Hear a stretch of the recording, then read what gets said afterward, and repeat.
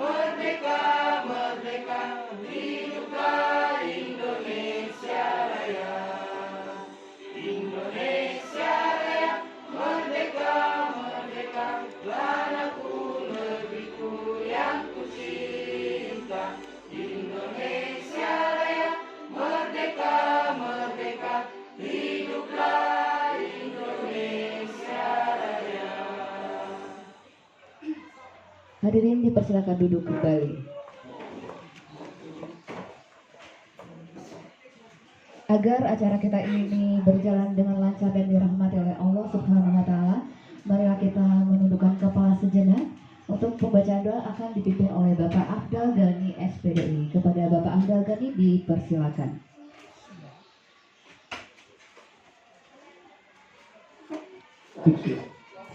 Marilah Bapak Ibu sekalian, sebelum kita memulai membaca doa, kita awali dengan umul kitab suratul Fatihah. Al-Fatihah. Bismillahirrahmanirrahim. Alhamdulillahirabbil alamin arrahmanir rahim maliki yaumiddin. Iyyaka na'budu wa iyyaka nasta'in. Ihdinas siratal mustaqim. Siratal ladzina an'amta 'alaihim ghairil maghdubi 'alaihim waladdallin. Amin. A'udzubillahi minasyaitonir rajim. Bismillahirrahmanirrahim. Alhamdulillahirabbil alamin. Wassalatu wassalamu ala asyrafil anbiya wal mursalin wa ala alihi wa sahbihi rasulillahi ajma'in. Allahumma shalli ala sayyidina Muhammad wa ala ali sayyidina Muhammad. Rabbana zalamna anfusana wa illam taghfir lana wa tarhamna lanakunanna minal khasirin. Rabbi firli wa liwalidayya warhamhuma kama rabbayana shaghira. Allahumma fir lana dzunubana wa liwalidayna warhamna kama rabbayana shaghira. Allahumma nas'aluka salamatan fid din wa afiyatan fil jasadina wa ziyadatan fil ilmina wa barakatan fil rizqina wa taubatan qoblal maut wa rahmatan indal maut wa maghfiratan ba'dal maut. Allahumma ahwil alaina fi sakaratil maut wa najatan minan nar wa afwa indal hisab. ربنا لا تزغ قلوبنا بعد إذ هديتنا وهب لنا من لدنك رحمة إنك أنت الوهاب ربنا هب لنا من أزواجنا وذرياتنا قرة أعين واجعلنا للمتقين إماما لا حول ولا قوة إلا بالله العلي العظيم ربنا آتنا في الدنيا حسنة وفي الآخرة حسنة وقنا عذاب النار سبحانك رب العزة عما يصفون والسلام على المرسلين والحمد لله رب العالمين.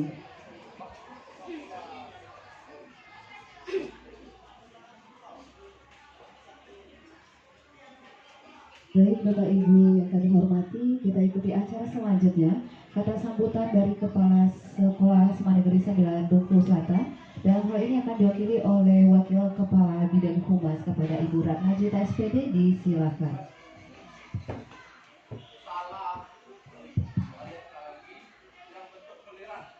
Bismillahirrahmanirrahim.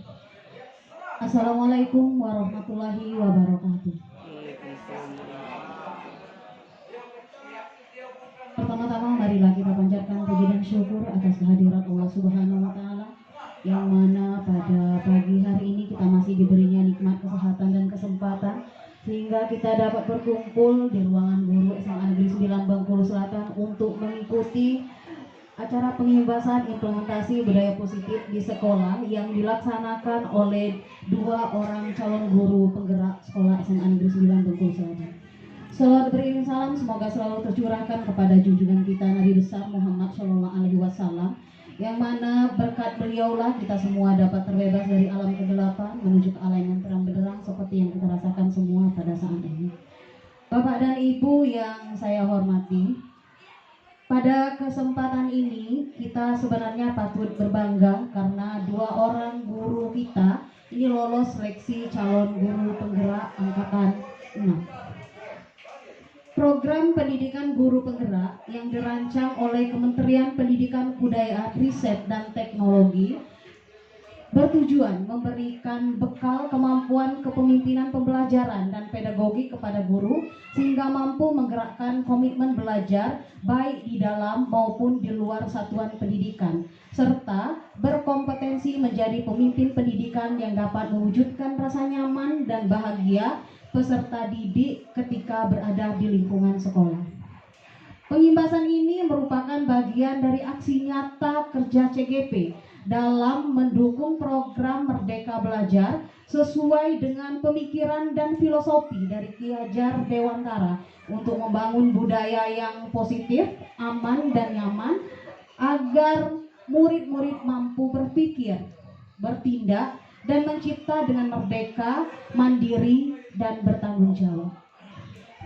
Bapak Ibu yang berbahagia, Kepala Sekolah dan seluruh Dewan Guru SMA Negeri 9 Bengkulu Selatan menyambut dengan baik program dari guru penggerak ini sebagai awal bahan paradigma lama yang sudah membudaya. Program ini diharapkan bisa berjalan dengan baik. Calon guru penggerak diharapkan mampu bekerja dan menjadi agen perubahan yang akan mengimbaskan kepada guru-guru yang lain. Nah, mudah-mudahan dengan adanya kegiatan pengimbasan ini nanti bisa memberikan motivasi kepada guru-guru yang lain untuk mengikuti calon guru penggerak selanjutnya. Bapak Ibu yang saya hormati, mari kita simak dan kita ikuti secara bersama dan seksama pengimbasan yang akan dilakukan oleh kedua orang rekan kita nanti. Mudah-mudahan dengan adanya pengimbasan ini bisa berdampak positif kepada kita semua dan kita bisa mengikuti calon guru penggerak selanjutnya. Mungkin hanya itu yang dapat saya sampaikan mewakili Ibu Kepala Sekolah kita pada hari ini. Lebih dan kurang saya mohon maaf. Wabillahi taufiq wal hidayah. Wassalamualaikum warahmatullahi wabarakatuh. Terima kasih kami ucapkan kepada Ibu Ratna Jita SPD yang telah mewakili Ibu Kepala untuk memberikan sambutan dan pengarahannya. Baik, Bapak Ibu Guru, untuk acara selanjutnya yaitu diseminasi implementasi budaya positif di sekolah yang akan disampaikan oleh Ibu Reka Ratni Dewi SPD yang merupakan calon guru penggerak angkatan Angkatan 6 Kabupaten Bengkulu Selatan. Kepada Ibu Reka, dipersilakan.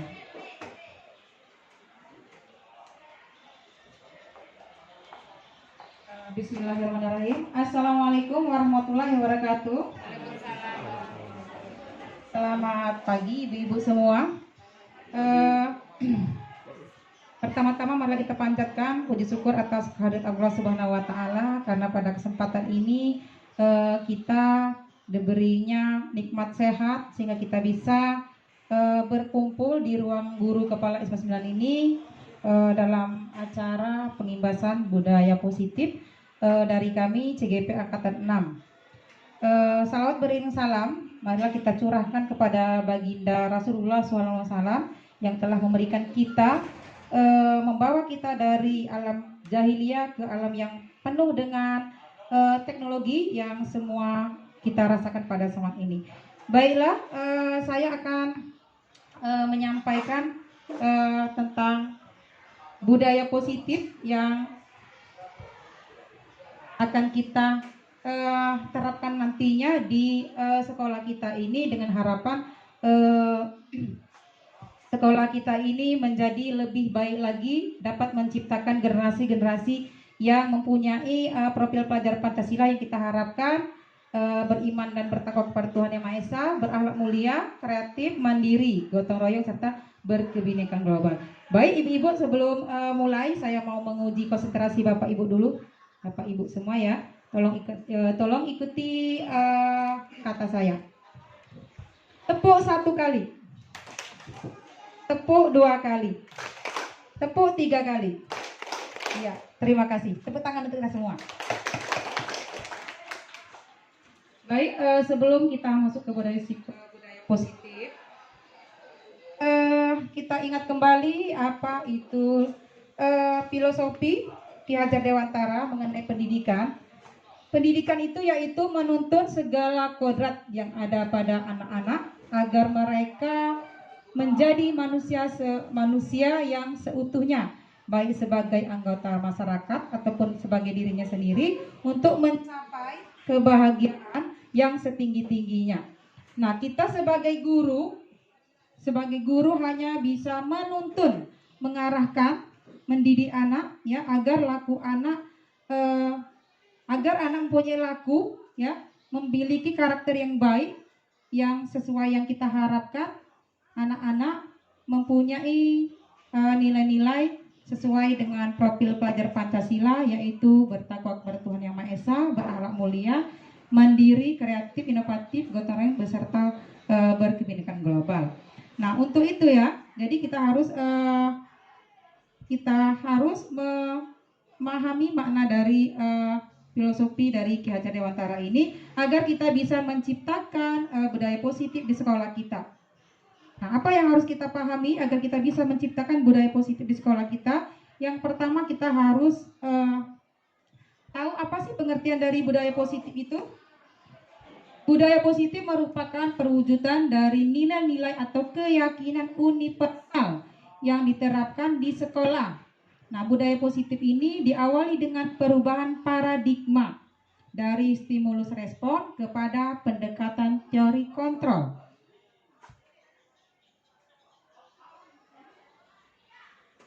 Baik ya, jadi langkah pertama yang harus kita tanamkan supaya budaya positif di sekolah kita bisa terwujud. Itu yang pertama itu adalah bahwasanya pertama kita harus merubah paradigma dulu. Dari perubahan paradigma dari paradigma stimulus respon kepada pendekatan teori kontrol ya. Di mana menurut Stephen R. Covey dalam Principle Centered Leadership tahun 1991 mengatakan bahwa bila kita ingin membuat kemajuan perlahan, sedikit-sedikit, ubahlah sikap atau perilaku Anda. Namun, bila kita ingin memperbaiki cara-cara utama kita, maka kita perlu mengubah kerangka acuan kita. Ubahlah bagaimana melihat dunia, bagaimana Anda berpikir tentang manusia. Ubahlah paradigma Anda, skema pemahaman dan penjelasan aspek-aspek tertentu realitas. Nah, Kita kadang-kadang sering beranggapan ya sebagai guru kita sudah melakukan posisi kontrol, ya sudah melakukan posisi kontrol, ya. Tapi ternyata ya Dr. William Glasser ini dalam kontrol teori yang kemudian harinya berkembang menjadi choice theory, banyak miskonsepsi ya terhadap tentang makna kontrol ini, ya. Kita sebagai guru misalnya mengontrol murid, ya, murid jangan ini, jangan itu, jangan melakukan ini, ya. Padahal dalam teori kontrol bahwasanya semua tindakan atau perilaku itu memiliki tujuan, bahkan terhadap tindakan yang tidak disukai sekalipun, ya. Nah, kemudian ilusi bahwa semua penguatan positif efektif bermakna, bermanfaat, ya. Kita beranggapan itu. Kemudian ilusi bahwa kritik dan membuat orang merasa bersalah dapat menguatkan karakter. Sesungguhnya yang kita lakukan itu bukan mengontrol, tapi itu adalah bentuk stimulus respon, ya. Itu yang harus kita rubah, paradigma itu yang harus kita rubah. Kemudian ilusi bahwa orang dewasa memiliki hak untuk memaksa orang. Jadi di rumah, di sekolah kita merasa kita orang dewasa yang bisa bertanggung jawab untuk mengontrol seseorang, ya. Nah, di sini sangat-sangat harus kita, paradigma itu harus kita rubah. Di sana bukan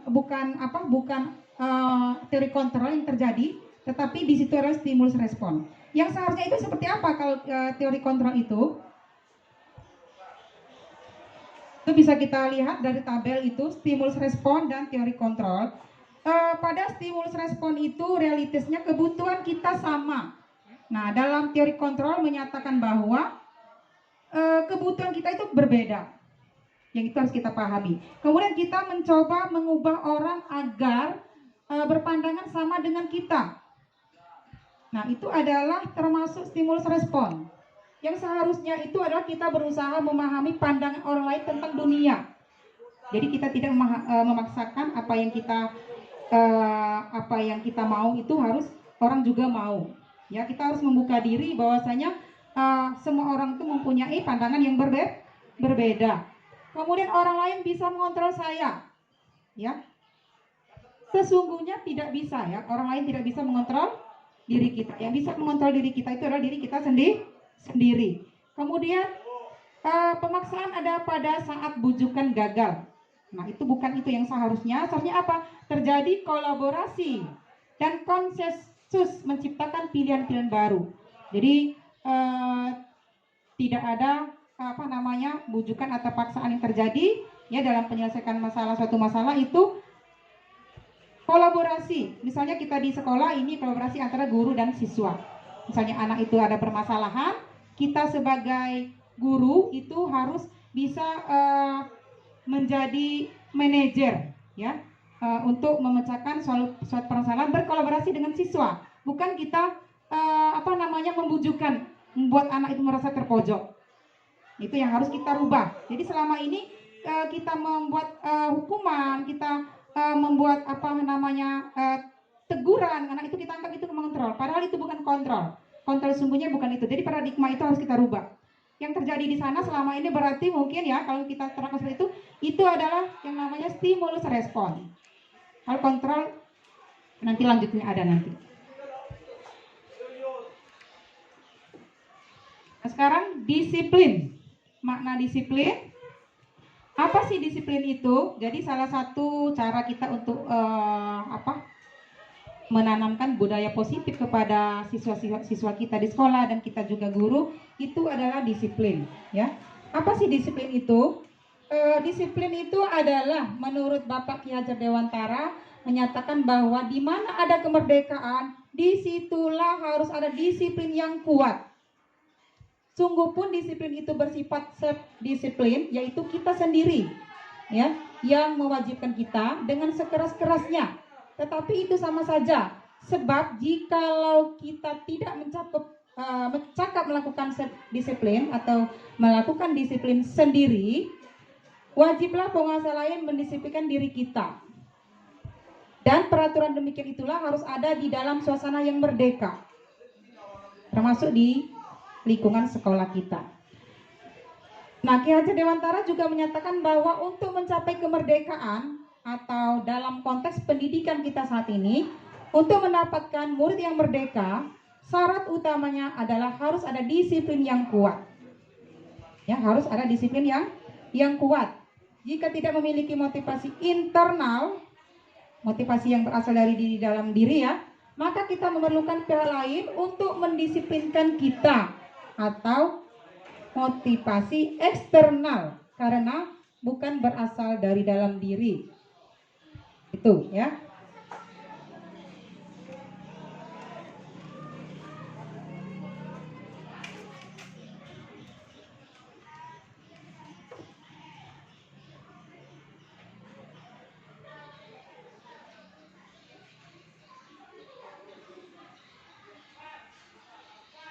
Nah, tujuan disiplin itu sesungguhnya apa sih?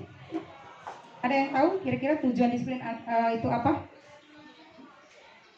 Nah, tujuan disiplin itu menurut standar pendidikan nasional adalah bahwa tujuan mulia dari penerapan disiplin positif agar terbentuk murid-murid yang berkarakter, berdisiplin, santun, jujur, peduli, bertanggung jawab, dan merupakan pembelajar sepanjang hayat sesuai dengan standar kompetensi lulusan yang diharapkan.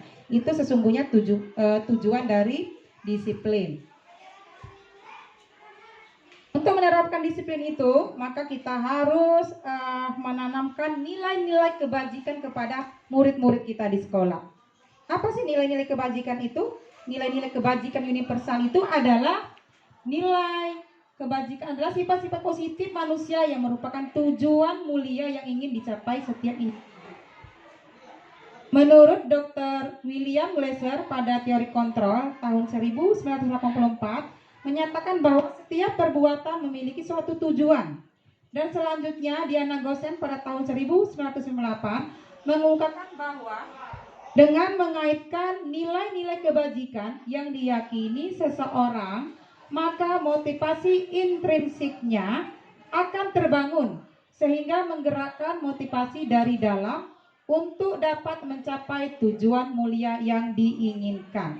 Jadi perlu penanaman nilai-nilai kebajikan universal. Nah, beberapa institusi atau organisasi pendidikan telah memiliki nilai-nilai kebajikan.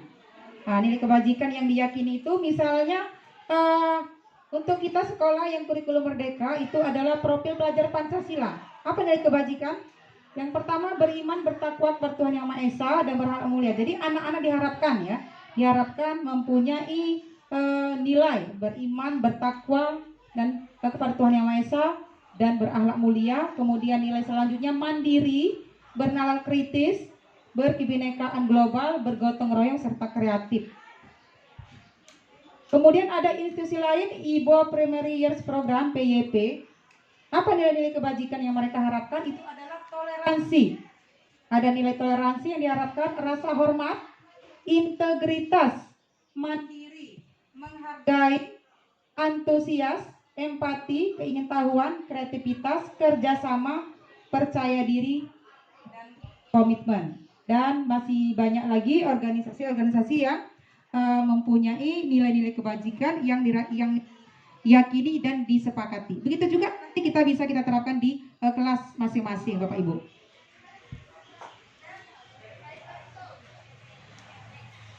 Selanjutnya teori motivasi, hukuman dan penghargaan serta restitusi.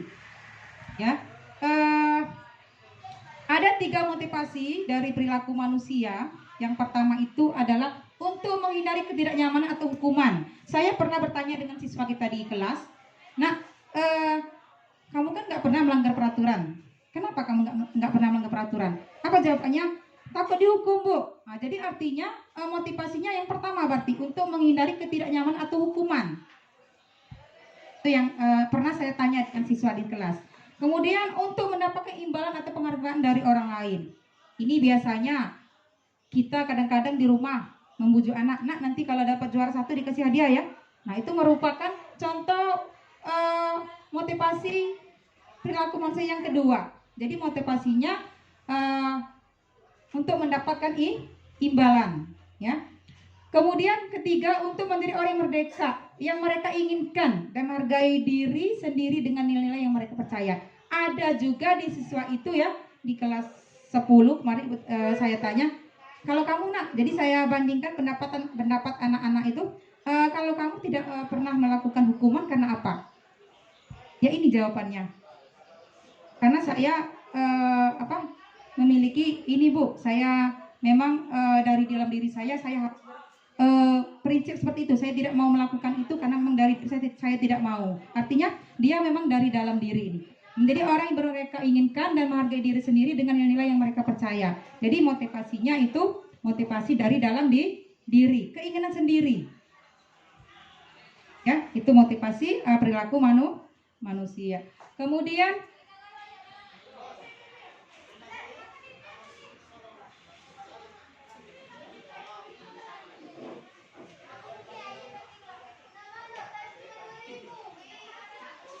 sekarang kita berfokus pada hukuman dan penghargaan.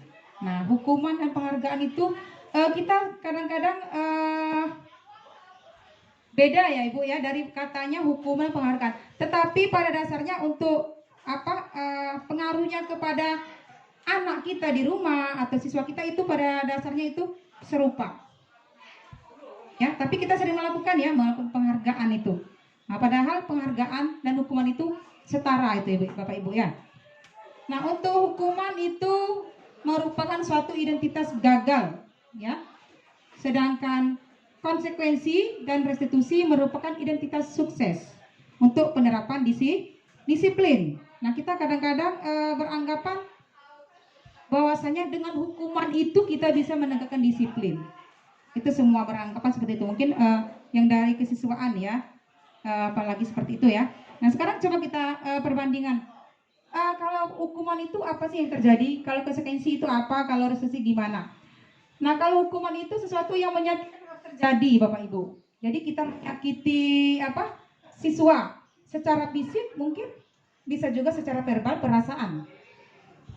Misalnya apa? Misalnya kita menghukum anak hingga dia misalnya menghukum anak misalnya terlambat jam pelajaran kita masuk. Kemudian kita suruh anak itu misalnya berlari atau tidak membuat tugas, ya, tidak membuat tugas itu disuruh keluar.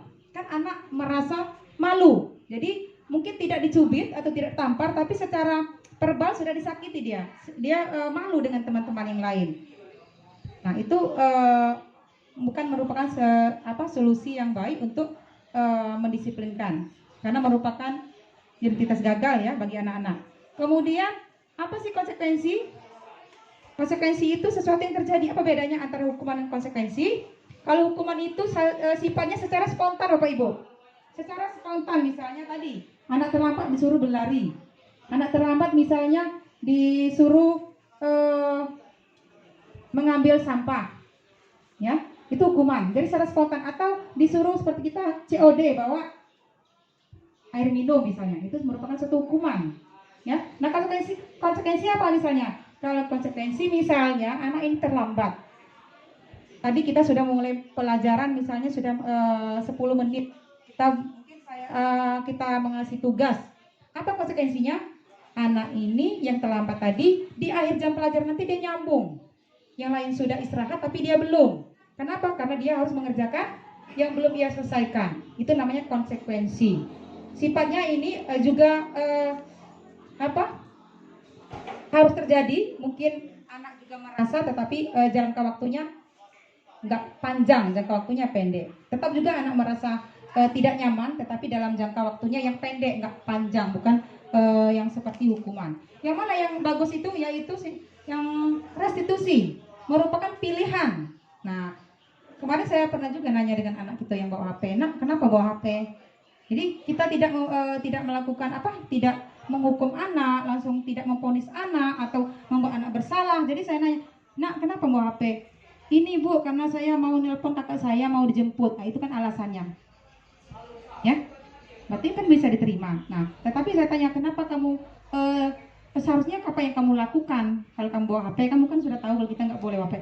Iya Bu, kan seharusnya anak menjawab itu, iya, kalau saya bawa HP saya harus titip dengan guru. Itu solusi itu.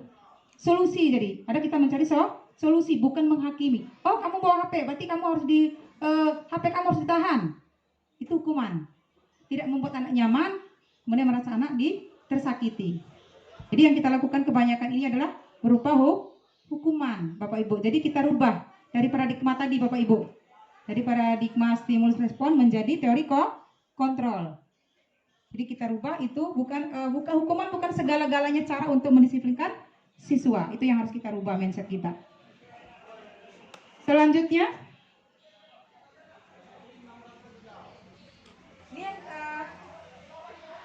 yang saya katakan dihukum oleh penghargaan. Ya, kita beranggapan bahwasanya penghargaan itu sesuatu yang bagus untuk memotivasi anak. Tadi benar, penghargaan itu motivasinya pada nomor 2 ya. Motivasi perilaku manusia tadi pada motivasi yang nomor 2. Itu penghargaan, mendapat pujian. Penghargaan, pujian. Menurut Alpicon, ya, bahwasanya secara ideal tindakan belajar itu sendiri adalah penghargaan sesungguhnya.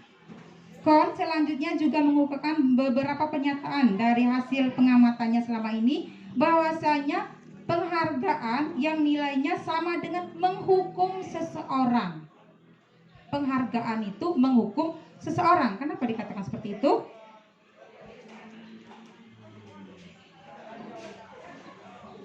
Kenapa dikatakan penghargaan menghukum seseorang? Pertama ya, pengaruh jangka pendek dan jangka panjang. Untuk penghargaan, jika kita mendapat penghargaan untuk melakukan sesuatu yang baik, maka selain kita sentiasa berharap mendapatkan penghargaan tersebut. Jadi ketika kita memberikan penghargaan kepada anak kita di rumah atau di sekolah, jadi dia berpikir untuk melakukan sesuatu itu hanya untuk mendapatkan itu, mendapatkan penghargaan, pujian, atau bisa berupa benda. Ada juga itu kalau pernah saya lihat tuh guru itu anak yang misalnya bisa dikasih duit, sebenarnya itu kan enggak bagus. Kenapa? Karena ketika dia mau melakukan hal-hal yang ini, ya dia pasti mengharapkan itu. Enggak bagus itu. Jadi jatuhnya ini tadi sama dengan levelnya dengan dengan hukuman tadi, Bapak Ibu. Kemudian penghargaan tidak efektif. Tidak efektif ya tentu, karena selalu mau dapat penghargaan terus supaya mau melakukan itu. Kemudian penghargaan merusak hubungan. Iya. Ya, penghargaan merusak hubungan. Kenapa dikatakan merusak hubungan? Ya, kita kadang-kadang kan siswa kita sendiri kan kita ini dia merasa tidak mungkin merasa kecemburuan dengan kelompok yang dapat penghargaan. Jadi merusak hubungan. Kemudian penghargaan mengurangi ketepatan. Misalnya pada praktikum fisika misalnya mengukur. Ya, karena di awal dikatakan siapa yang duluan mengukur dan pengukurnya tepat nanti dikasih hadiah. Sehingga anak bisa mengurangi ketepatan pengukurannya itu karena dia mau mengharapkan hadiah tadi, Bapak Ibu. Ya. Kemudian menurun kualitas, sama. Sesuatu itu mungkin ya dibuatnya yang penting dapat penghargaan tadi, ya. Kemudian penghargaan mematikan kreativitas. Iya, ya. Kemudian penghargaan menghukum. Menghukum gimana ini? Misalnya dari posisi nomor 1 dan nomor 2. Ada juara 1, juara 2 ya, Bapak Ibu ya. Ketika kita lomba ada juara 1, juara 2. Juara 2 ini selisihnya 1 angka dengan juara 1. Ya, jadi merasa gimana perasaannya juara 2? Saya kan cuma 1 angka padahal. Jadi melemahkan itu, ya. Jadi penghargaan menghukum. Siapa yang dihukum? Yang tadi yang juara 2 atau yang dihukum? Bukan yang juara 1, Bapak Ibu, yang dihukum. Yang juara 2. Kenapa? Karena dia merasa nilainya itu enggak sedikit sekali bedanya. Jadi dia merasa kesal dengan dirinya. Jadi dia merasa dihukumnya, ya. Bukan yang nomor 1 yang ini, yang nomor 2-nya yang merasa dihukum tadi. Berikutnya, nah ini langkah yang harus kita terapkan mungkin di sekolah kita ini, harus ya, restitusi, sebuah pendekatan yang untuk menciptakan disiplin positif. Restitusi apa? Restitusi itu adalah proses menciptakan isi bagi untuk memperbaiki kesalahan mereka sehingga mereka bisa kembali pada kelompok mereka dengan karakter yang lebih kuat. Nah, restitusi juga adalah proses kolaboratif. Jadi tadi sudah saya singgung di depan tadi bahwasanya ada proses kolaborasi antara guru dan siswa yang mengajarkan murid untuk mencari solusi untuk masalah. Jadi mencari permasalahan, ya. Dan membantu murid berpikir tentang orang seperti apa yang mereka inginkan dan bagaimana mereka harus memperlakukan orang lain, ya. Menurut Chelsom Gosan tahun 1956. Restitusi membantu murid menjadi lebih memiliki tujuan, disiplin positif dan memulihkan dirinya setelah berbuat salah. Jadi intinya di sini Bapak Ibu, untuk restitusi inilah yang wajib, yang perlu kita praktekkan di sekolah kita. Jadi jangan berprinsip tadi hanyalah untuk menegakkan disiplin itu hanya satu-satunya adalah hukuman dan konsekuensi. Itu yang harus kita rubah. Ya, mungkin cara yang lebih baik ini kita implementasikan di dalam kelas dengan murid-murid kita, siswa kita, ini restitusi ini. Nah, nanti di posisi mana kita sebagai untuk menerapkan restitusi ini, posisi mana yang paling sesuai dengan segitiga restitusi ini ya?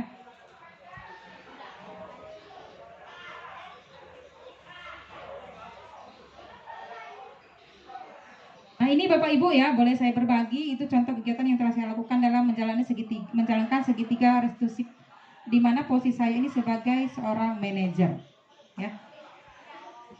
Saya tampilkan ya Bapak Ibu ya.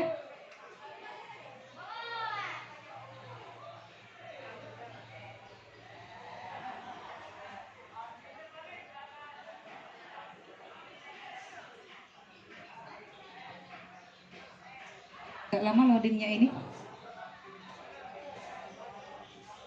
Baik Bapak Ibu, sementara nunggu loadingnya lama, kita ice breaking lagi biar nggak terkantuk, nggak mengantuk ya. Silakan berdiri Bapak Ibu.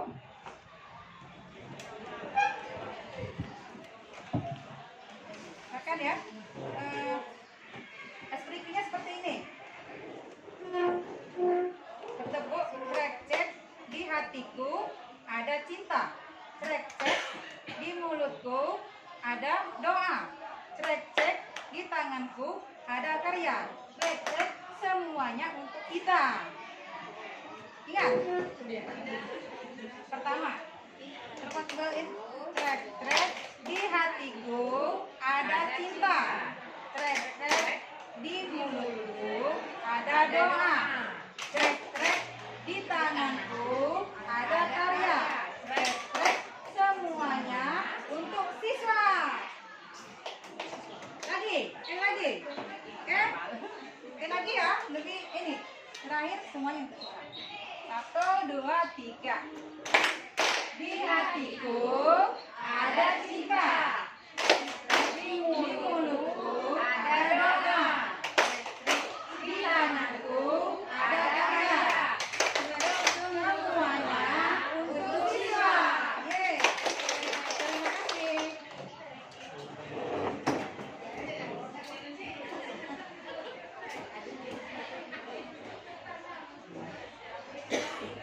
Silakan Bapak Ibu, itu proses restitusi yang telah saya lakukan kepada anak kita yang bermasalah. Jadi di sini tadi kita restitusi itu bukan kita menghukum anak, ya, kita mencari solusi, berkolaborasi. Kemudian kita menanyakan kembali nanti keyakinan apa yang ia yakini di kelas. Jadi Bapak Ibu nanti ya silakan nanti membentuk atau membuat keyakinan kelasnya di kelas nanti ya untuk selanjutnya ini. Dengar nggak suaranya Bapak Ibu? Enggak ya? Enggak ya?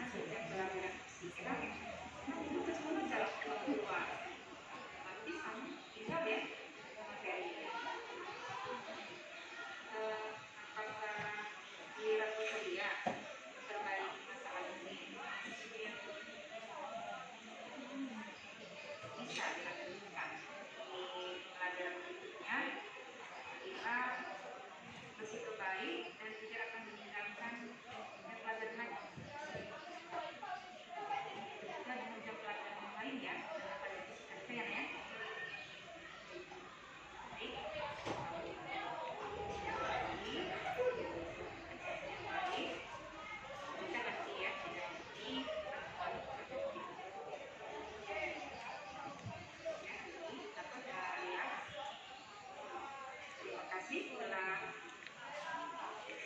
wujud apa yang telah kami lakukan. Mudah-mudahan ke depannya bisa menunjukkan saya silakan.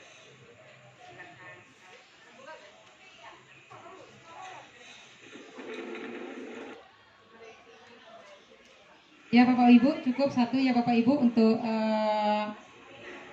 kegiatan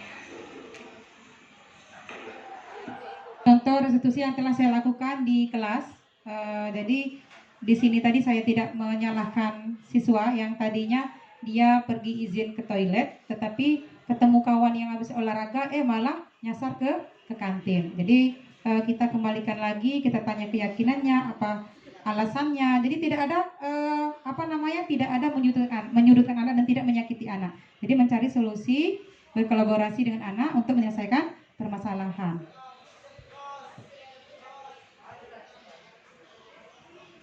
Nah, baik Bapak Ibu, ini keyakinan kelas. Keyakinan kelas ini apa sih? Keyakinan kelas itu adalah nilai-nilai keselamatan atau kesehatan, yaitu nilai-nilai kebajikan universal yang disepakati secara tersirat dan tersurat, lepas dari latar belakang suku, negara, bahasa maupun agama. Ya, dalam pembentukan keyakinan kelas ini harus diperhatikan itu keyakinan kelas ini bersifat lebih abstrak, jelas dan terinci. Kemudian keyakinan kelas berupa pernyataan universal. Tadi yang kita sudah bahas pernyataan universal tadi ya Ibu, Bapak Ibu ya, yang universal tadi. Kemudian keyakinan kelas hendaknya tidak terlalu banyak supaya mudah diingat. Jangan sampai nanti maksimal 7 itu Bapak Ibu. Nanti sampai sebanyak-banyak siswa, itulah keyakinan kelasnya. Terlalu banyak untuk mengingatnya. Kalau terlalu banyak mengingatnya susah pula untuk menjalankannya, kan itu. Kemudian semua warga kelas hendaknya ikut berkontribusi. Ya, jadi dalam pembuatan keyakinan kelas ini Bapak Ibu, kemarin sudah kami praktekkan di kelas 10B karena saya wali kelas 10B. Ini prosesnya, jadi anak-anak menuliskan keyakinan kelas, keyakinan mereka di kelas ini, harapan mereka apa. Nah, jadi seluruh siswa itu menuliskan di kertas sticky note itu, kemudian mereka tempel seperti yang di layar itu ya, mereka tempel satu persatu menuliskan apa sih keyakinan anak-anak, mereka tuliskan, kemudian disimpulkan dari ke-34 siswa. Kemudian itu ada yang sama, kebetulan ada yang ini, kemudian kita jadikan rampungkan menjadi 6 buah. Ini buktinya Bapak Ibu. Itu prosesnya, itu videonya juga ada.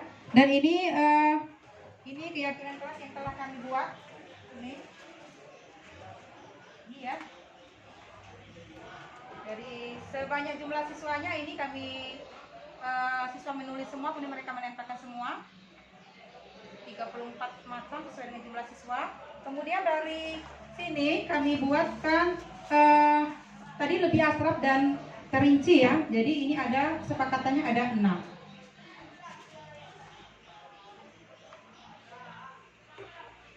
Ini ya Bapak Ibu ya. Nah. Jadi dengan harapan ya tentunya jadi keyakinan kelas ini lebih bermakna Bapak Ibu daripada kita buat peraturan. Lebih bermakna. Jadi saya sampaikan anak-anak dalam keyakinan kelas ini, apa yang kamu yakini. Di sini kamu, di hati kamu. Nah, bukan peraturan tapi keyakinan kamu. Silakan kamu jalankan dengan keyakinan kamu. Bertingkah laku, berperilaku sesuai dengan keyakinan kamu. Bukan karena takut hukuman. Itu. Jadi keyakinan itu lebih mendalam, lebih bermakna daripada kita membuat peraturan untuk anak-anak. Berikutnya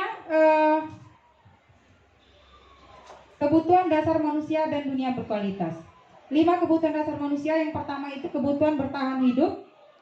Kemudian ini untuk kelangsungan hidup ya. Pasti ini kebutuhan kebutuhan untuk hidup ya. Jasmani, rohani ya. Kemudian cinta dan kasih sayang, kebutuhan untuk dicintai dan disayangi. Kemudian kesenangan. Pasti kita semua butuh kesenangan, butuh represi mungkin ya. Kemudian butuh penguasaan, kemudian juga kebebasan. Penguasaan di sini kita bisa berbuat sesuai dengan sesuai dengan keyakinan kita Bapak Ibu ya. Sedangkan kebebasan ini ya kita bebas dalam batasan tertentu. Jadi bebas tapi dalam batasan tertentu. Kemudian dunia berkualitas. Apa sih dunia berkualitas? Dunia berkualitas itu adalah tempat khusus dalam pikiran Anda. Tempat Anda menyimpan gambaran representasi dari semua yang Anda inginkan. Bisa berisi orang-orang, hal-hal, dan apa saja yang terbaik dalam hidup Anda dan membuat Anda merasa bahagia dan terpenuhi kebutuhan dasar. Ya, menurut Dr. William Glasser menyebutnya seperti semacam album foto. Sehingga isinya tidak akan terlalu banyak, hanya akan terdiri dari beberapa hal saja yang sangat signifikan dan benar-benar terbaik dalam hidup Anda yang membuat hidup Anda menjadi lebih bermakna. Nah, apa bedanya? Kebutuhan dasar bersifat lebih umum dan universal, itu kalau kebutuhan, sedangkan dunia berkualitas ini lebih unik dan personal. Itu perbedaan antara dunia berkualitas dan kebutuhan dasar manusia.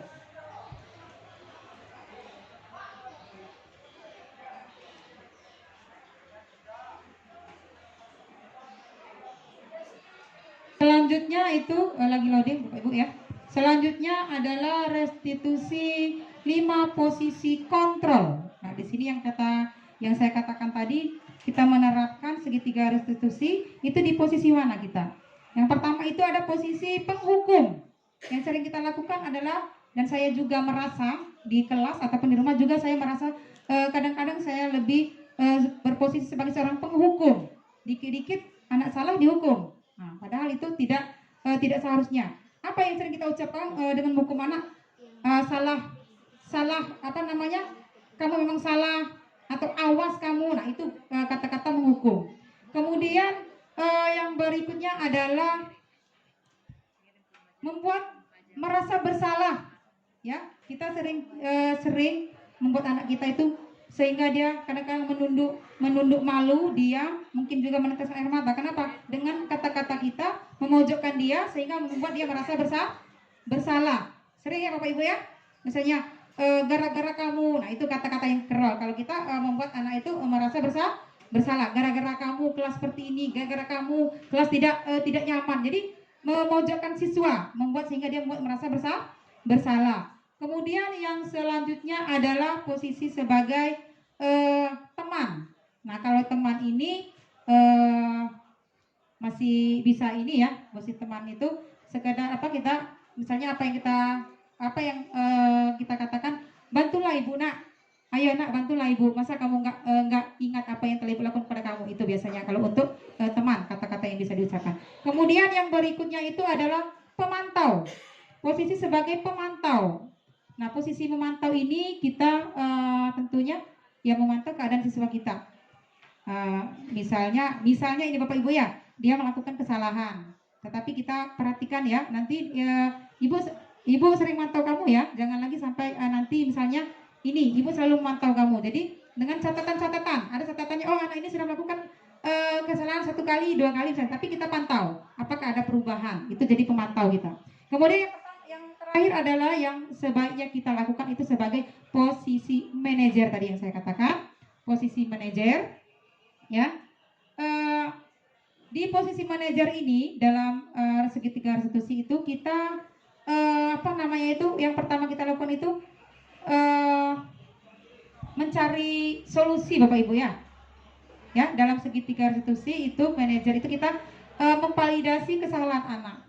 Jadi kemudian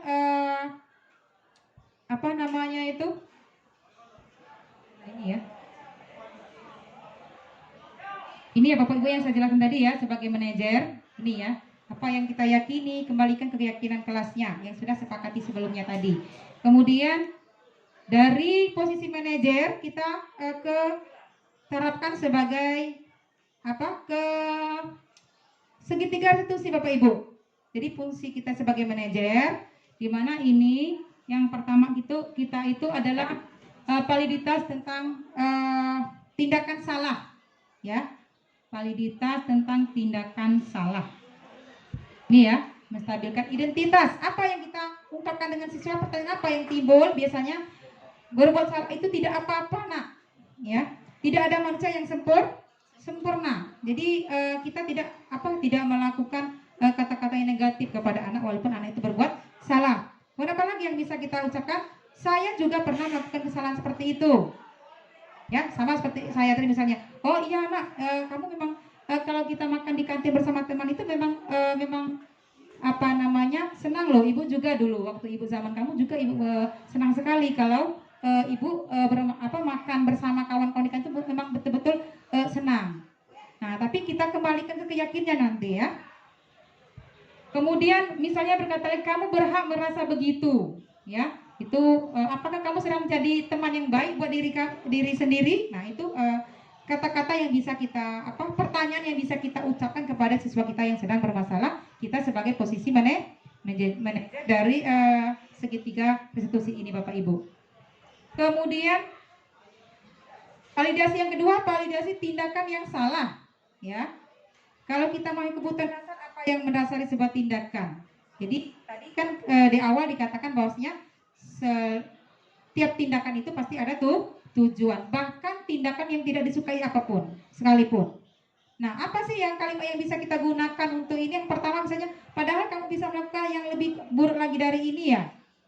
Misalnya anaknya lagi berkelahi ya, jadi dia melapor kita, ya Bu, si A tadi pemukul saya Bu, rasanya saya mau Bu. Nah, jadi kita dengarkan dulu apa yang dia ucapkan, kemudian kita beri penguatan. Oh iya, wajar kamu pasti kamu pasti bisa melakukan lebih buruk lagi ya, tapi kan kamu tidak. Iya Bu, misalnya seperti itu ya Bapak Ibu ya. Kemudian kamu pasti punya alasan mengapa melakukan itu. Seperti tadi saya di praktek saya menanyakan kenapa kamu mau diajak sama teman kamu. Pasti kamu punya alasan ya. Apa alasannya? Ya Bu, saya tidak enak sama teman. Kenapa? Karena nanti teman saya marah. Nah, itu alasannya Bapak Ibu. Jadi kita menanyakan alasan tujuan dia melakukan itu pasti ada alasan. Tadi setiap tindakan itu pasti ada tujuan tadi Bapak Ibu ya. Kemudian misalnya apalagi yang bisa diucapkan itu adalah kamu patut bangga pada dirimu sendiri karena kamu telah melindungi sesuatu yang penting buatmu. Atau kamu boleh mempertahankan sikap itu, tapi kamu harus menambahkan sikap yang baru. Itu bisa kita ucapkan ketika kita sebagai posisi seorang manajer. Kemudian yang ketiga, ini sisi ketiga, menanyakan keyakinan. Nah tadi ya, jadi kita sebelumnya harus membuat atau membentuk dulu keyakinan kelas bersama murid-murid kita di kelas Bapak Ibu. Sehingga ketika anak-anak bermasalah itu kita kembalikan lagi. Apa keyakinan kelas kita nak? Apa yang keyakinan kelas mana yang belum kamu tunjukkan? Ya, keyakinan kelas mana yang belum kamu tunjukkan? Maka nanti anak akan merespon. Oh itu Bu, keyakinan kelas yang belum saya tunjukin. Misalnya saya belum menghargai orang lain Bu. Nah itu misalnya. Saya merugikan diri saya sendiri Bu. Ya, jadi saya jadi kita kembalikan keyakinan anak itu supaya dia menyadari. Bukan kita yang mau menyalahkan, tapi nanti anak sendiri yang menyadari kesalahannya. Pertanyaan apa yang misalnya yang bisa kita ungkapkan kepada siswa kita, yaitu apa yang kita percaya sebagai kelas atau keluarga. Kemudian apa nilai-nilai umum yang telah kita sepakati, tadi kita kembalikan ke keyakinan kelas tadi yang sesuai kesepakatan di kelas tadi Bapak Ibu. Kemudian apa bayangan kita tentang kelas yang ideal, nanti dikembalikan lagi. Kemarin apa sih bayangan kelas kita ideal, gimana nak, apa aja nak? Ini itu Bu diungkapkannya, saling menghargai, kemudian membuang sampah pada tempatnya, misalnya kan rajin, disiplin, santun misalnya. Nah dari tindakannya kita kembalikan. Jika kamu berbuat seperti itu nak, sikap mana yang belum kamu tunjukkan? Nanti dia, oh iya Bu, saya tidak santun misalnya, ya. Itu Bapak Ibu. Jadi dia menyadari sendiri kesalahannya, bukan kita yang memojokkan. Oh kamu salah, kamu tidak bersikap sopan, kamu tidak menghargai orang lain. Enggak seperti itu Bapak Ibu. Jadi kita menggali sendiri ya. Nanti anak sendiri mengutarakan kesalahannya, ya, sehingga dia menyadari, kemudian bisa mencari solusi bersama guru dan anak tersebut. Kita sendiri berkolaborasi, ya. Kemudian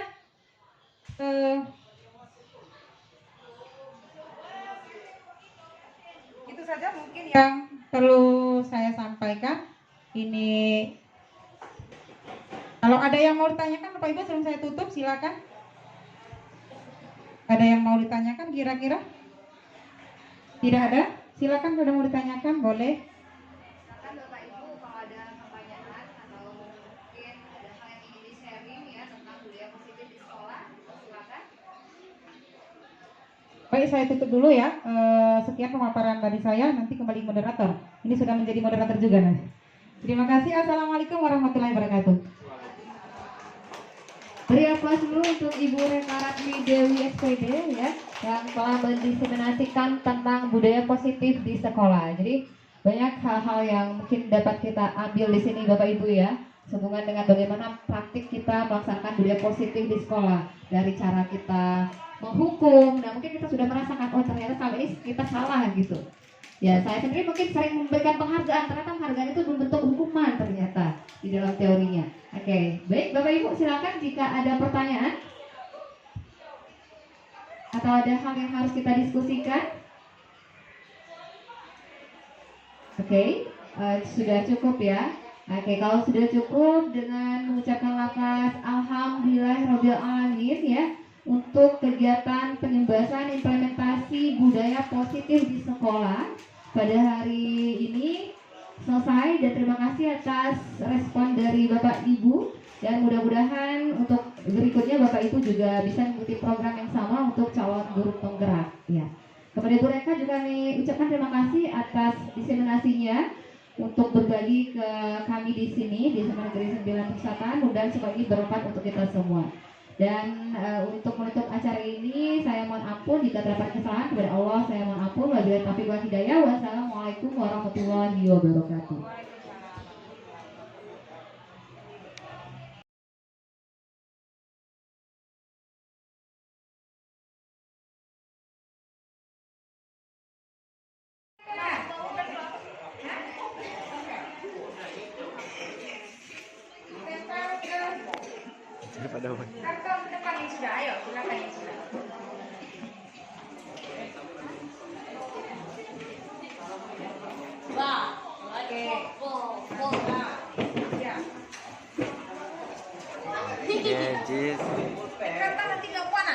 Nempel. Nah, nanti kuat kita ya. Nah, tempelkan hati-hati.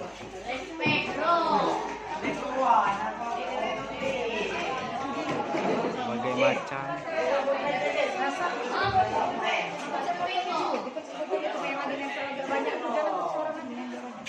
Berbagai banyak, Pak.